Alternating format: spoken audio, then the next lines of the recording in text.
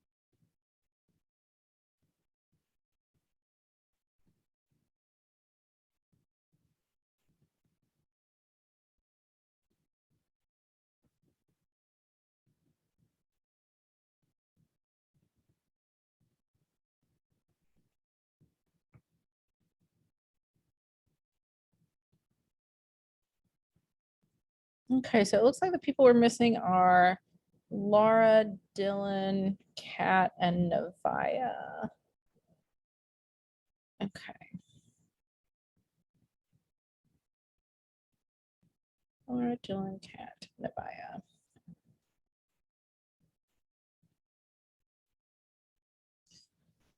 Okay, eventually I will turn my computer, what do you call it?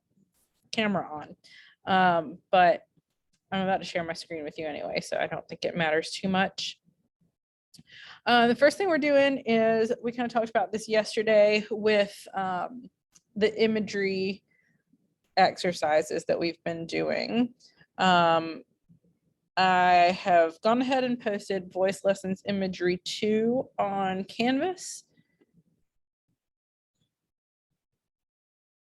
And if you'll just take a quick look, we obviously read, actually, I'm going to change one quick thing here. Sporting event, sporting or musical event. So yesterday we looked at the paragraph that was all the auditory imagery. It sounded like different kinds of drums, and they used like familiar sounds to us, like kicking a car fender or smacking your hand against a wall, to be the different types of drum sounds that we heard. So what you guys are going to do is write a paragraph in which you capture two different sounds at a sporting or musical event.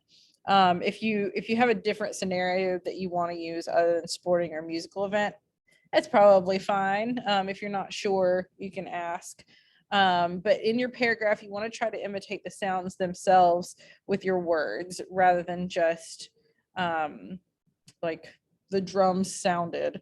The one thing I will say, since I said you could use a musical event, if you are trying to imitate the sound of drums, you want to use different imagery than what we read yesterday.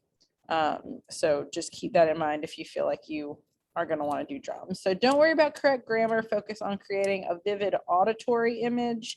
It says share your paragraph with a partner. You're not going to do that. You're just going to turn it in.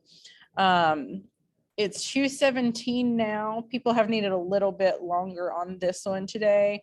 Let me give you about 10 minutes and then see if we need any more time.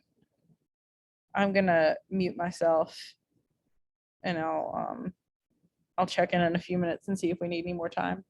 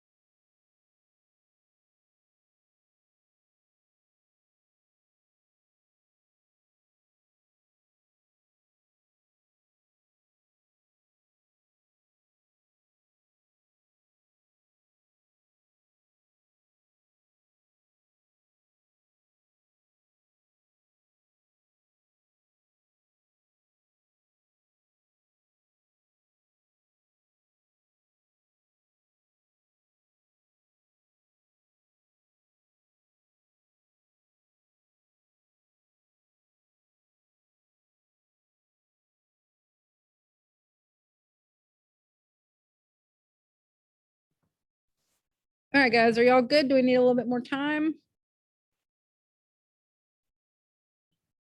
I'm good. I need some more time. Okay, let's take maybe another 2 more minutes and then we'll move on to the next thing.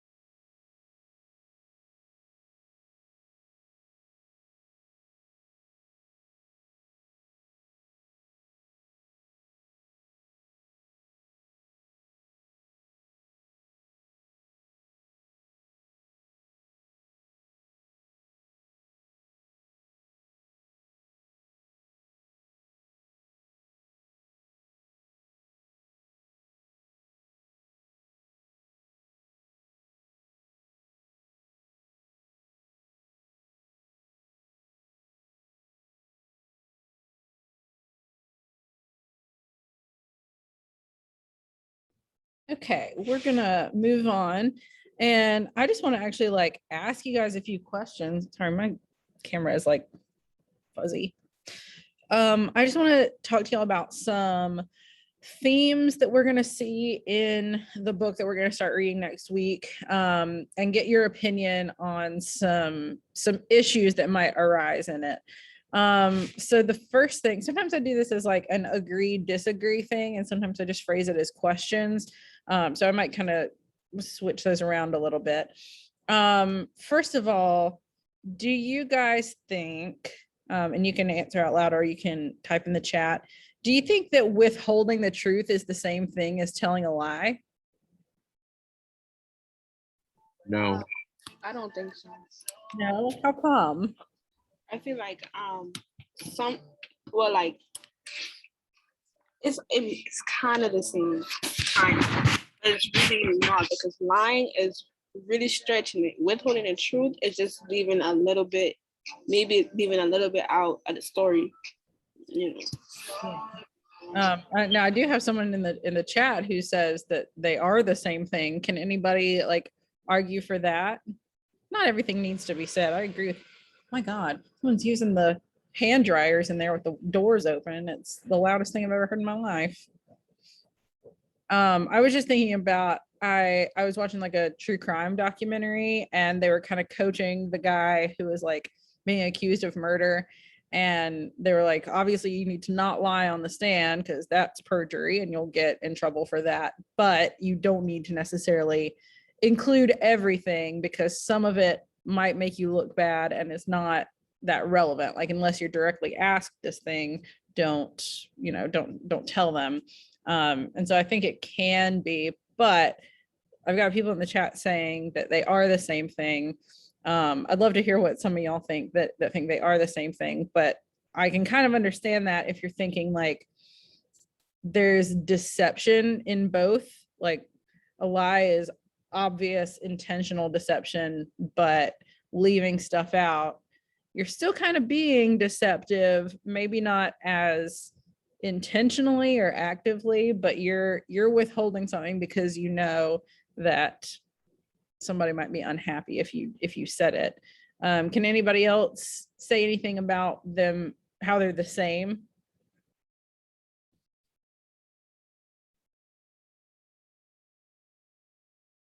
Okay, nobody wants to share. That's fine. What about, do you guys think that gossiping is a harmless but fun way to pass time? Do you think it's harmless and do you think it's fun? No, it is not. It's not harmless. It's not fun. It's neither one. Depends on what the gossiping is about. That's what Nate said, and I can totally see that. Like there's a major difference between gossiping and being like, oh boy, her outfit looks bad today, doesn't it? As opposed to this person did something terrible and needs to be fired or something, or like these people are cheating on each other behind their backs. That can definitely be really harmful. Gossiping is whack, I guess. Like, let's just be honest. A lot of times it is fun.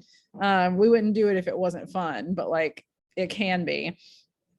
But yeah, I think it can definitely be harmful as well. I heard something one time that was like, whenever someone says, don't tell anybody about this, we all know that it means you can tell one person, right? But like that kind of mindset is what gets you in trouble, because it just like leads to this gossiping. Yeah, I've got in the chat here, gossiping can get you hurt. Yeah, it can. It can get you hurt, or like if you're the one gossiping, you might hurt somebody else. And on top of that, it's like, gossiping can be such a slippery slope. Because you hear one thing from one person and then maybe it gets kind of manipulated a little bit before it gets to the next person. And then that person tells someone else, and before too long, it's like a game of telephone. Like what you're hearing at the end is not what's actually happened. And you might wind up thinking or saying something that isn't true and isn't fair to somebody. We're definitely going to see a bit of that in the book we're going to read. Because I'm sure that with your research that y'all have been doing over the last few days, you can kind of tell we're talking about the Salem witch trials. And it's not like, we saw what some of their tests are like, and they're crazy. It's not like you can actively prove and like accurately prove whether somebody is a witch or not. But it was so easy back then for people to just like claim that someone was a witch and then have them like be put on trial for it just through gossiping. And it could be like anything would make people think you were a witch back then. It might be like, this woman likes to read a lot, she's probably a witch. Or like, I saw this person talking to themselves and maybe they were actually talking to the devil, and that would mean that they're a witch. So like you kind of get all this misinformation and it gets spread around, and before you know it, you're like really hurting somebody, possibly getting them tried for being a witch and killed because of it. Do you think, I'm pretty sure I'm going to know the answer to this question. Do you think that the legal system treats all people fairly, regardless of race, religion, creed, or sexual preference?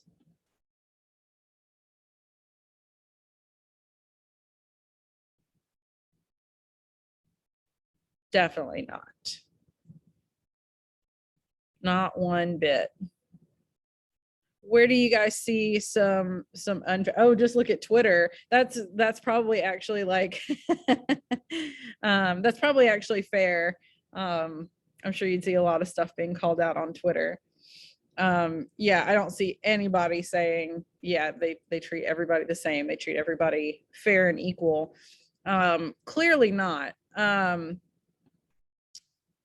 If you think about, like, you know, back then, it wasn't even like Black people weren't even considered people back then. So that's certainly not fair. Obviously, things have gotten better in some regards, but even now, people are not treated fairly. And like everyone knows that a white man has a lot better chance of getting a fair trial than basically anyone else, certainly more than a Black man or a Black woman. People of any other color. If you're rich, you have a lot better chance of getting a fair trial than if you are poor. There's lots of factors that determine it, and that sucks, and it's not fair. Unfortunately, it's one of the huge flaws of our country, and something that you know, we're working on. People are working on. I don't know if the people who actually matter and like have any power or any say in the subject are trying very hard, but yeah, things have never been fair, and they're still not. People with certain qualifications get treated a lot better. I was gonna say a lot more fairly, but it's not fair, which is why some people get away with things they shouldn't get away with, and some people get persecuted for things that aren't, either they haven't done or aren't worth persecuting them about. It's completely not fair at all, and it never has been, which is horrible. Okay, here's an interesting one. Let me think of how to phrase this. Do you think that people who see bad things happening and remain silent about it are as guilty as those who do the bad thing? I don't know if I phrased that. I definitely didn't phrase that very articulately. Do you think that people who see evil things being done and stay silent about it are as guilty as the people who commit the evil themselves?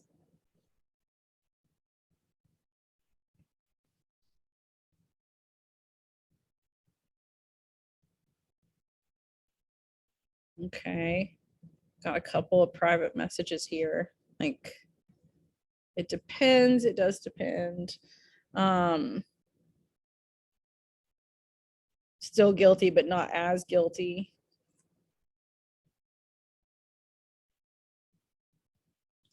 What do you think it would depend on? There's no right or wrong answer, by the way. I mean, you probably think that your answer is the right answer, but these are all sort of opinion based.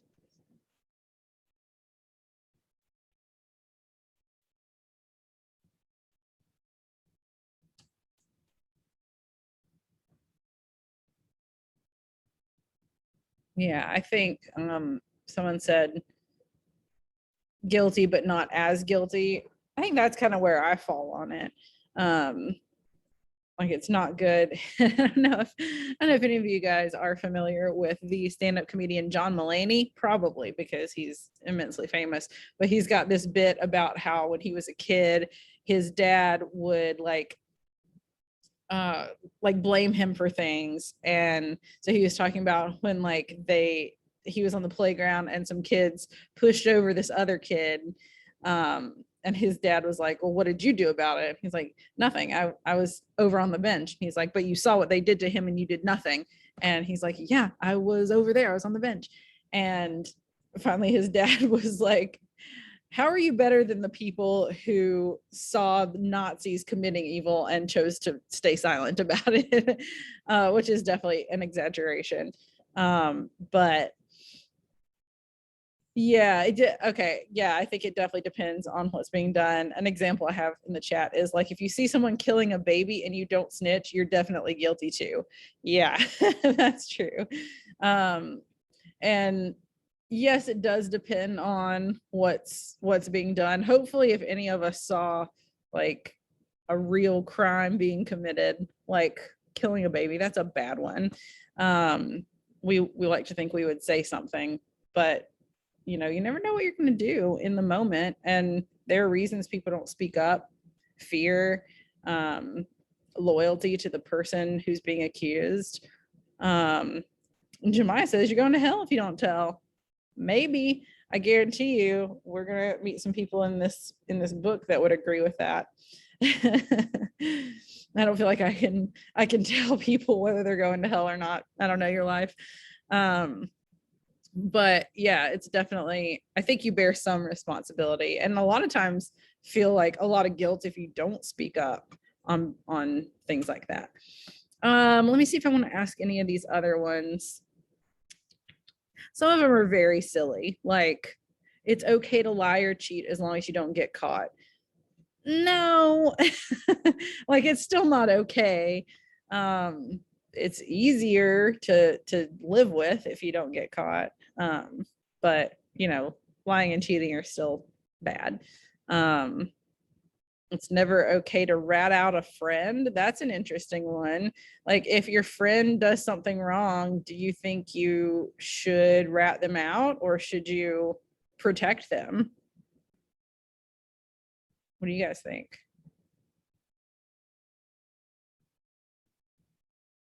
If your friend does something really bad,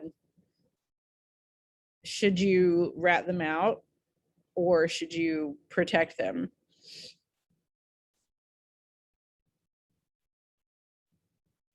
Again, it depends. Yes. It's always hard to do these because almost all of them, someone's going to say it depends, and you're not wrong. Like things vary from situation to situation.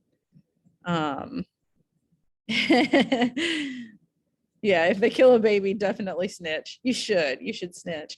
But there's a reason that, like, I don't know if you guys have ever had this talk with your friends, but I feel like through the years I've been asked several times, like, who would you call to hide a body? Like, if you murdered somebody, who would you call to hide the body? And you would have to like get somebody that you knew would protect you and not rat you out. Mr. Like, Stover. Mr. Stover. I'm gonna tell him you said that.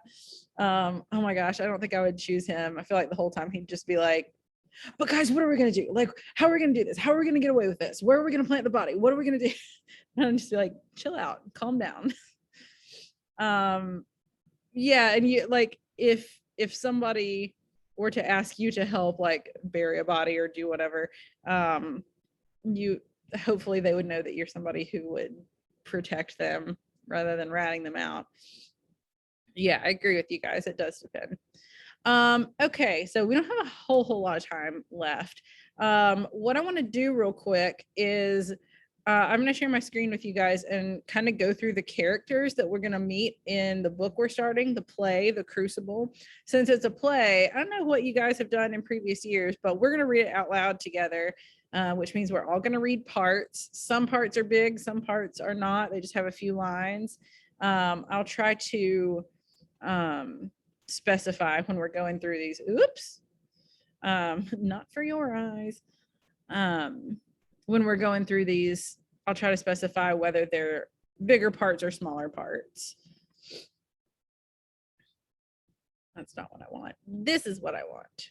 Okay, so basically our main character, and there's sort of some spoilers in here, but honestly, this play is so famous that I feel like it's very easy to find this information. It's based on reality, for the record. This is sort of like, it's almost like a Hollywood adaptation of a real story. Like it's based on true events, but they've definitely taken some liberties. So all of these people are based on real characters. These were their real names in real life. This stuff really happened to them, but maybe not quite the way that it happens in the book. So our main character's name is John Proctor. He's obviously going to have quite a lot of lines. He's a local farmer. He's married to a woman named Elizabeth Proctor. He's stern and harsh-tongued. He hates hypocrisy, and we find this out like almost right off the bat, so this is not too big of a spoiler. He is hiding the fact that he had an affair, which for a Puritan, my God, that's really something to be ashamed of, with this girl named Abigail Williams. And when all this stuff starts, when people start accusing others of witchcraft, he thinks Abigail's a fraud, but he's afraid to like call her out on it because he thinks that she'll tell about their affair and it'll ruin his good name. Abigail Williams is also one of the main characters. She doesn't have as many lines as John Proctor, but she's the female lead of this play. She used to work for John Proctor and his wife, but the wife found out about the affair and she fired her. She is smart. She is a good liar. She's someone who you don't want to get on her bad side. It's easy to hate Abigail, but I also sympathize with her in some ways. I'm going to go ahead and tell you this. And last year, people just couldn't stand this fact. But in the play, she's probably about 16 or 17, and John Proctor's about 30. That's a big age gap. In real life, they didn't have an affair. They didn't even know each other. She is the one who accused him of witchcraft in real life, but it wasn't because they had an affair or anything. In real life, she was even younger and he was even older. But Arthur Miller, who wrote this play, just kind of like took that and ran with it and created this relationship for them. Yes, I'll accept cookies. John Hale is a young minister that is apparently an expert on witchcraft. They call him in because the first thing that happens in this book is that the Reverend's daughter, Betty, has like some kind of fit, and she like sort of falls into a coma or like a trance, and they think maybe she is like, something's wrong with her. She's been maybe not possessed, but she's like something has happened, like something evil has happened to her. And so they decide to get this Reverend Hale in here to see, like, is this due to witchcraft or what? He's very smart. A lot of people in the community are not as smart as he is, and they just want to like place blame. They want to cause drama. And he's the person who's like, okay, let's actually think about this and look at this logically. Like, I'm not saying nobody is a witch, but like, we can't just go blaming people and accusing people willy-nilly of being a witch without any kind of evidence. He's a sort of a moral center of this play. He goes through a pretty good arc. Elizabeth Proctor is John Proctor's wife, the one that fired Abigail. She becomes more of an important character, but she still doesn't have like that many lines. She is very like religious, pious. She is known for never lying, but she is like kind of cold and distant. She and her husband don't have a very warm relationship. Reverend Paris is the minister of the church. He's got a fairly big part. He's not great. He's paranoid. He's power hungry. A lot of people dislike him. John Proctor stops going to church because he doesn't like him. And he's very concerned with like his reputation, making a good name for himself, that kind of thing.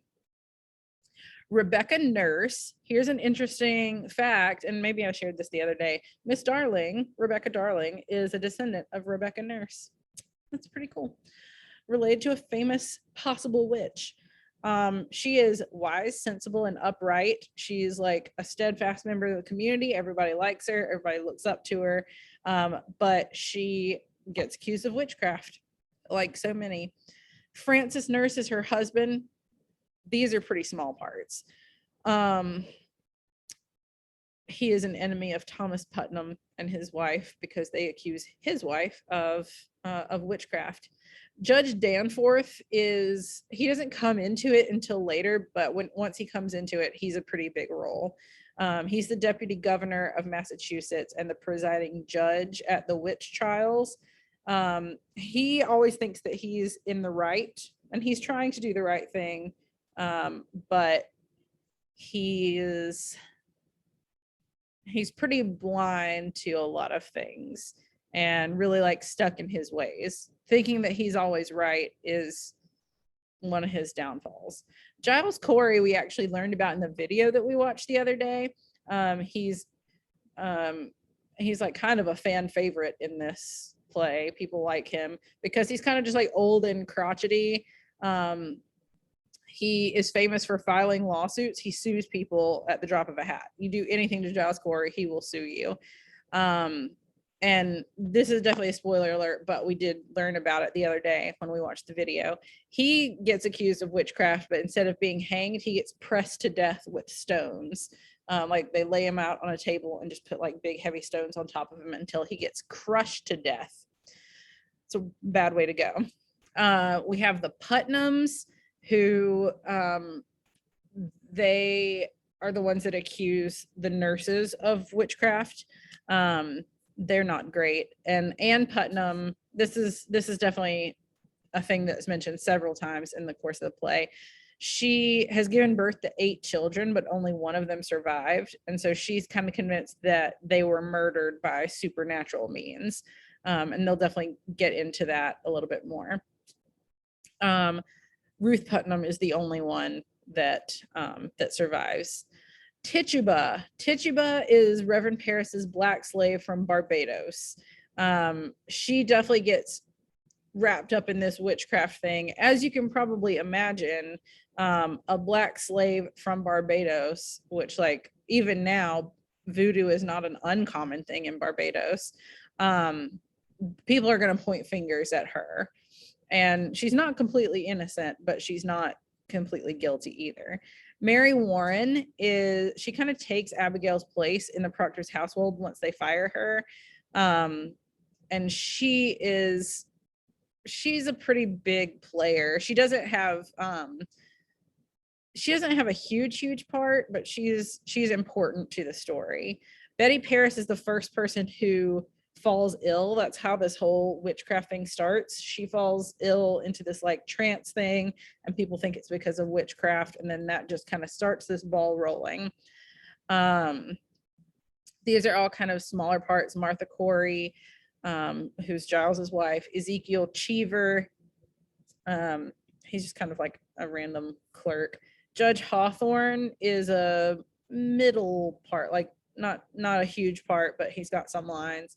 And then we have Herrick, who is a marshal, again, like not too many lines, but enough. And Mercy Lewis, who's just another girl in Abigail's group. So I kind of wanted to, I'm glad that we're nearly wrapped up now, but I wanted to kind of go through these characters so you can start thinking on Monday. I don't know if we'll actually get to read on Monday, but we're going to decide who's going to read which parts. And I know that, you know, some days you might not be here when your part is, when you have lines, and we'll deal with that when we get to it. But just think about, you know, do you want to read a lot of parts? I mean, some people are going to have to read fairly big parts, and that's okay. I'll read a big one. But we'll kind of decide on all of that on Monday. And I think that's it. We only have a couple minutes left anyway, so perfect timing. I hope everybody has a good weekend, and I will see you on Monday. Bye. Bye, Miss Montgomery. Bye.